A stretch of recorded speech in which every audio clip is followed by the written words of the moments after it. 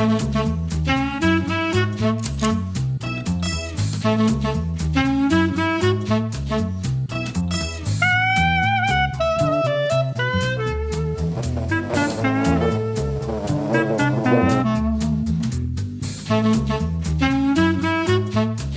dépend surtout des clients et de leurs aspirations, de leurs attentes. S'ils préfèrent se rencontrer dans un lieu un peu plus intimiste, c'est un peu moins formel, je pense.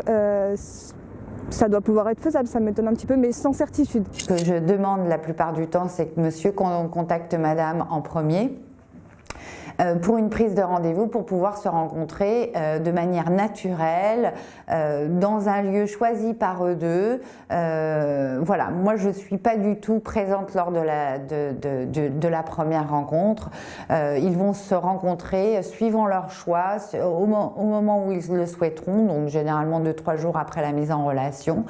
Et à l'issue de cette rencontre, il va se passer deux choses, où ils vont avoir envie de se revoir et apprendre à se connaître. Donc ils me feront un compte rendu en disant qu'ils se sont appréciés et qu'ils souhaitent se revoir.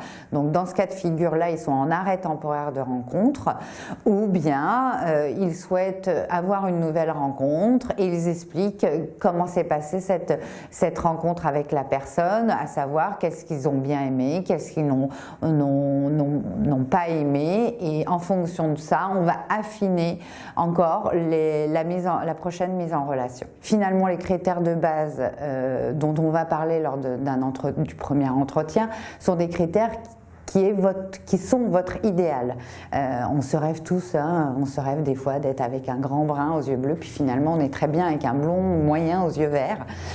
Et ça, effectivement, ce type de rencontre va pouvoir se faire aussi lors de loisirs, ou justement s'affiner lors de vos comptes rendus qui vont permettre de partir dans telle et telle piste pour rencontrer la bonne personne. L'important, c'est de faire la bonne rencontre.